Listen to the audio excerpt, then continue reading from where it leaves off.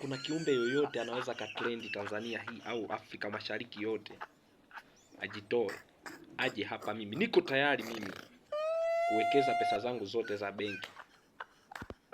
Mimi sichapishi matisheti ya kusema pesa ziko benki. Niko tayari kuweza kutoa nusu ya mali yangu na kuweza kumpatia kama kuna kiumbe yoyote. Wote machawa tu.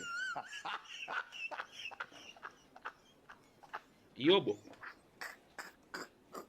na Baba Levo muambie, ndio wanajua siri yangu mimi. Kama kuna kiumbe wa aina yoyote yule anayeweza mziki, Kigoma ni mji na ni nchi, sio kijiji.